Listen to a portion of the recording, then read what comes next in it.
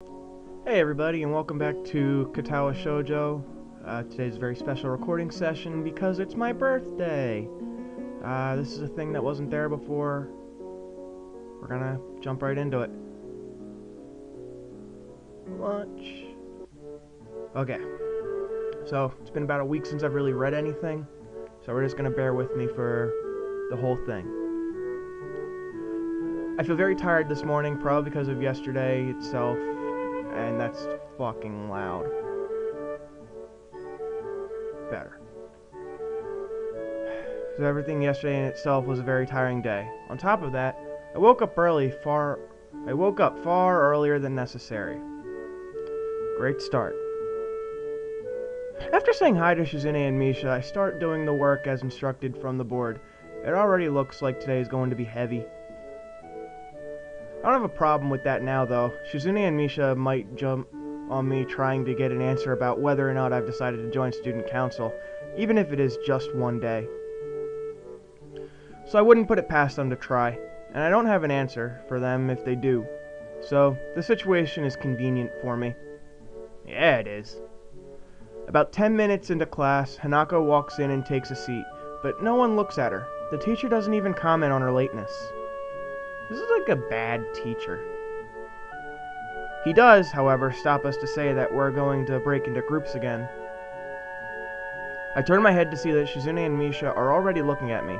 Shizune gives me a smile that is equal parts cute and menacing. This is a smile that says, "We have you now. There's no escape." Okay, so one of my other suggestions was to do voices. Apparently a slightly higher pitched version of my voice does not count for a pink-haired bimbo. So instead of higher, we'll go lower. No, I'm kidding. Hee-chan, it looks like you're together again. I can't do that. Oh my god. Hee-chan, looks like we're together again. Yay, yay! So instead of doing different voices, I'll just add more emphasis to the squiggles. Holy shit. Misha leans sideways while Shizune pushes her desk closer to mine. There really is no escape now unless I were to jump through the window. Do it. Do it now. Jumping out the window isn't the best option, sadly. I'm gonna beg to differ. I don't think it's that far. You're on the 3rd floor. In Japan, that's like 5 feet of floor. Come on, they're all short. It's not racist. It's slightly racist.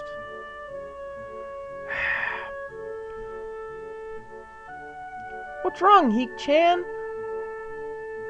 Shizune. Speakyful as always. Speakyful, never mind me. Oh, Heek-chan, have you been thinking about what you said yesterday? You said that you would think about joining the student council, didn't you? Didn't you? It's okay, Heek-chan. We were talking about it after you left, and it would be rude to expect you to already have an answer for us this early, right? Right?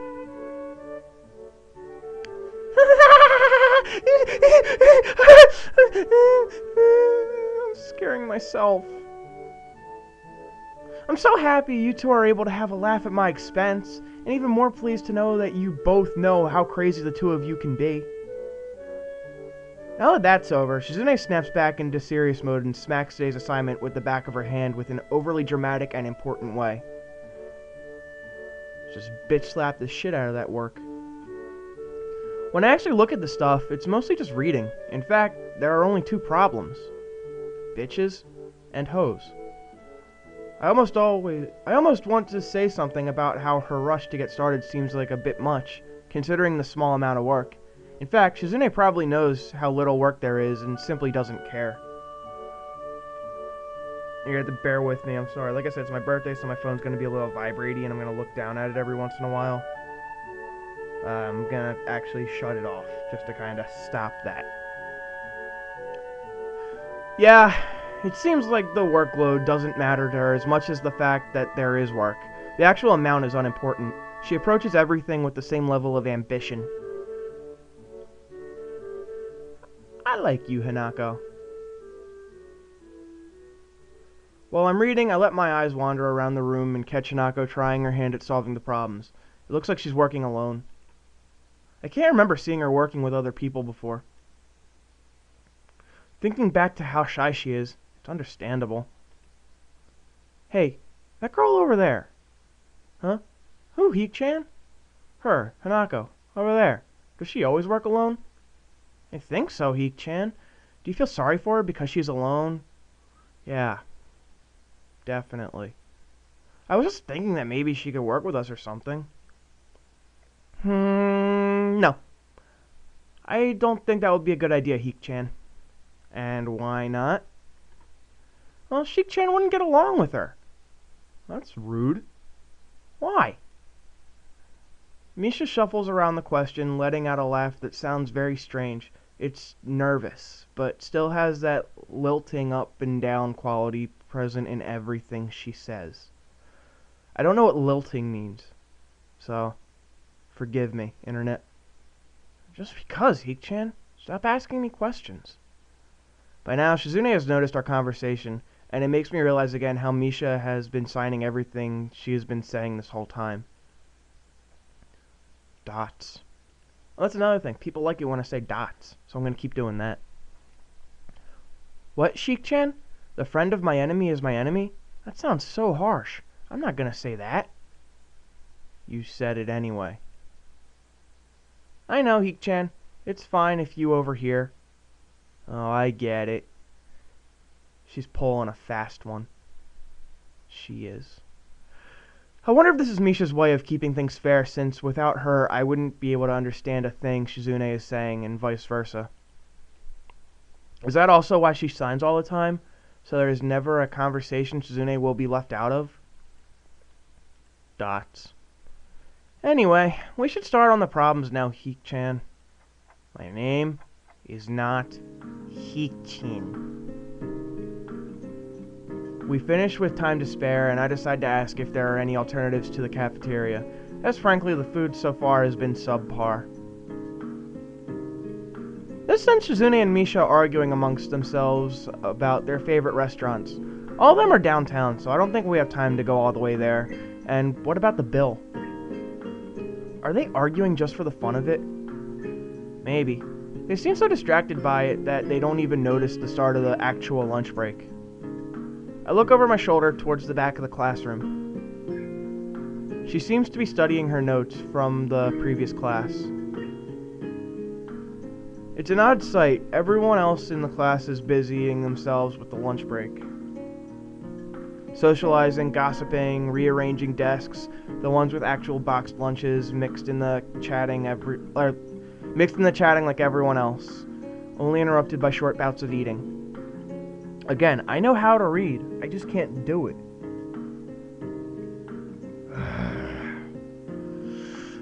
But when I watch Hanako, it feels like that I'm the only one who can see her, almost as if she was invisible, sort of hiding in plain sight. Is she being bullied? Is she isolating herself from the rest of the class on her own accord?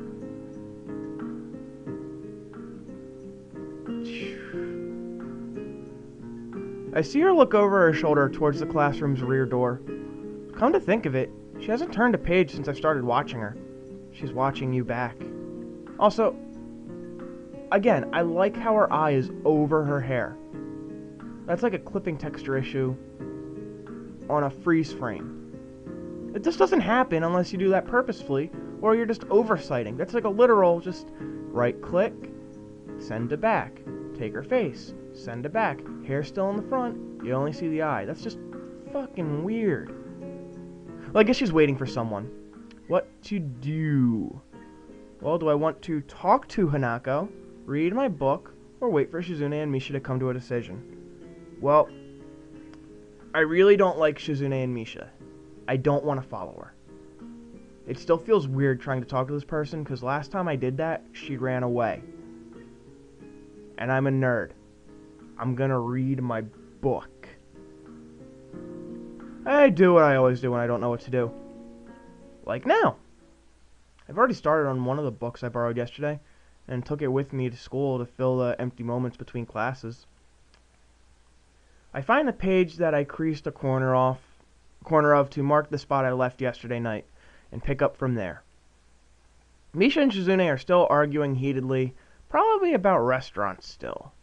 Yeah, we're kind of off that topic. If I joined them, I'd just get caught up in that, or worse, get grilled about joining the student council. Yeah, a lot of grilling going on. You'd be like the biggest loser in a handicap school. Oh, wait.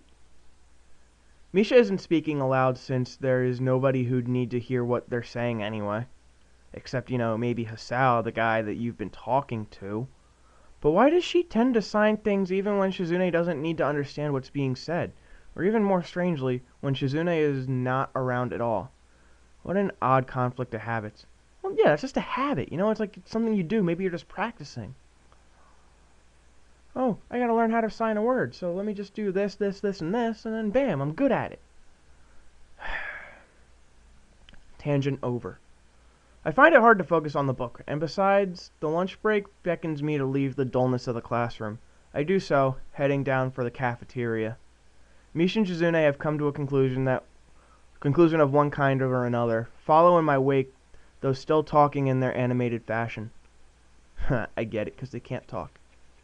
Another thing I noticed when rewatching for certain like bugs or audio mishaps, this fucking painting is freaking weird. Like, let's take a couple seconds here. Tiny ass forehead. That's not normal. Normally foreheads will go about woo. And it's like the nose and mouth are kind of like really fisheye lensed, like that kind of camera look. So it's like instead of a big forehead, it's just like woo. Don't lie. Hang on, I think actually I have a drawing tool, which I'm not going to use right now. But yeah, it's just a weird painting.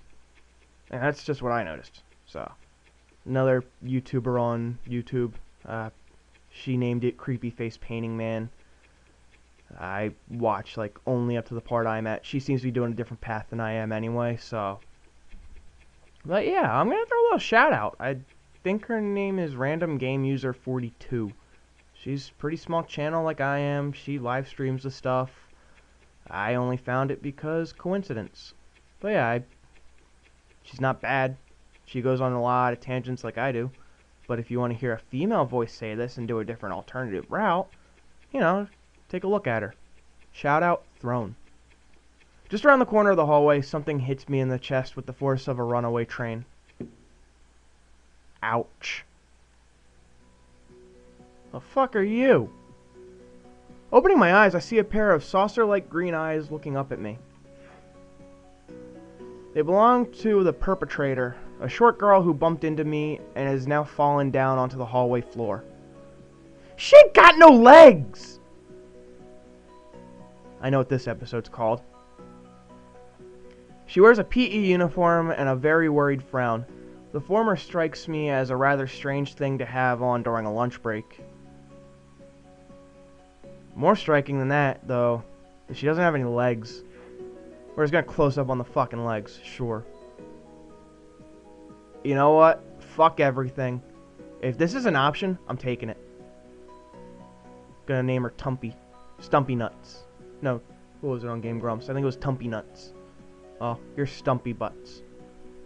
Or she does. But they are not flesh and bone. Her pale and very much flesh and bone thighs end in a shins, and feet made of some black metallic or plastic-like material. Huh. She has artificial legs. That's pretty cool. Oh, I get the irony now. She's in a PE uniform with no legs. Next thing you'll be telling me she runs. Yeah, she does actually. She does run. That's fucking hilarious. Okay, game. I see what you're doing there. They look disturbingly artificial and unnatural. It almost makes me forget that my chest is hurting. The girl winces a little and rubs her nose and jumps up. Oh man. Hey, are you alright? Sorry about that. Really? Alright, I gotta figure out her voice now. So, Twin Tails girl. Oh man. Hey, are you alright? I'm sorry about that. Really? I wasn't looking where I was going, and you just came out of nowhere. Sorry. She's looking really apologetic in that hurt puppy way of looking apologetic. I quickly forget about feeling angry or anything, since hurt puppies are my weak spot. Okay. Hurt puppies. Good to know. It's okay. Don't worry about it. Ow. Thump bump. I say that, but there's a stinging pain growing in my chest, and I know that this is about the biggest possible danger for my condition. Don't overexert yourself. Don't forget your medication, and most of all, don't get hit in the fucking chest. Excuse me. I try to rub my solar plexus to chase the pain away, holding my breath in an attempt to hear my heartbeat.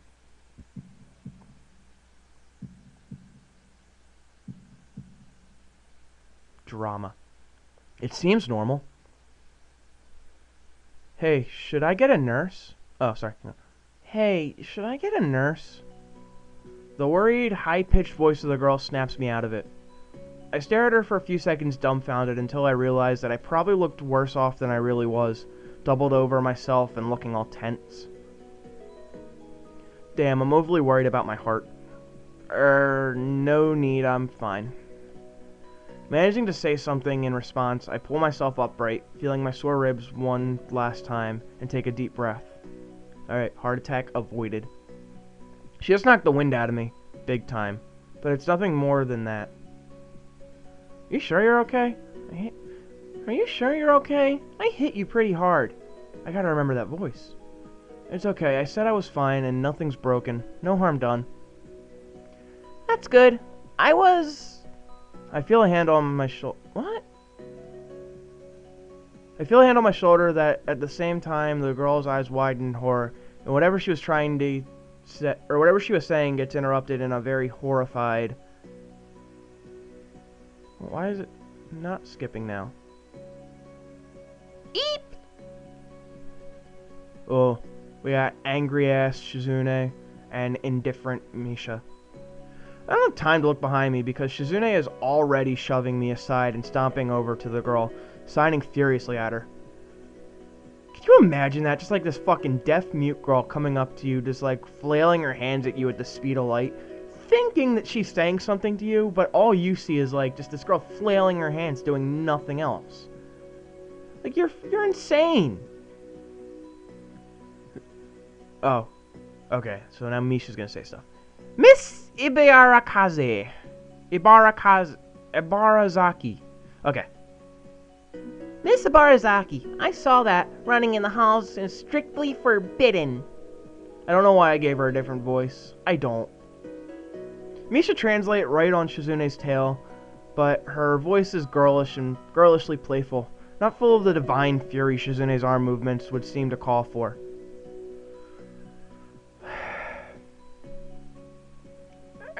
Sorry, I was just going to get some stuff, and I was kind of in a hurry. Dots. You've been told this 1,000 times before. Your reckless behavior... Goddamn, that's not... Okay. Your reckless behavior endangers other students, and even worse, it's explicitly against school regulations. They're just molding into the same voice. I can't help it anymore. The girl blushes and starts to fidget nervously, like a child caught misbehaving. It's so cute I find myself smiling. Yeah, that is kind of a sight.